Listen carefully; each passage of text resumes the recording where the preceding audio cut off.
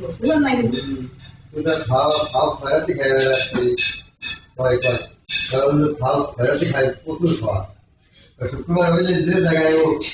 সেই জায়গায় চলে যায় এলাকার আশপাশে মোট যত যে আছে যে মসজিদে শুনে আছে সেগুলো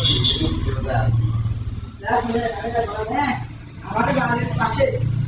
যদি মসজিদ আগে আমি তো বলি না প্রথম হ্যাঁ ওই মসজিদে আমার যদি পাশে টাকা দেয় আমার মসজিদ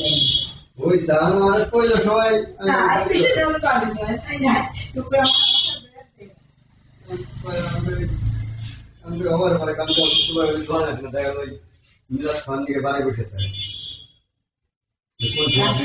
আর সেই দিন দেই খাওয়া তো বেশি চাইলে টুক করে মসজিদে বাড়া বাইরে বাইরে হাতে মারামারি দিচ্ছে বাইরে বাইরে মোবাইল তারপরে মারছে মারামারি দিচ্ছে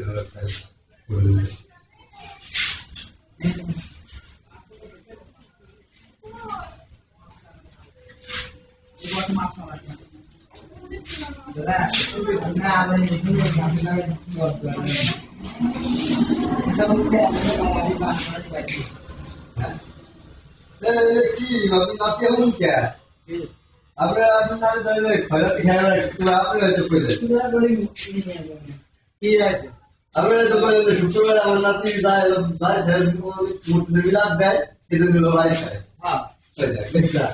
তো আগে কিন্তু আমার কলম আদর করে না আমরা তো তোর সাথে যাইনি তুই না করতে হ্যাঁ আমি কলম কলঙ্ক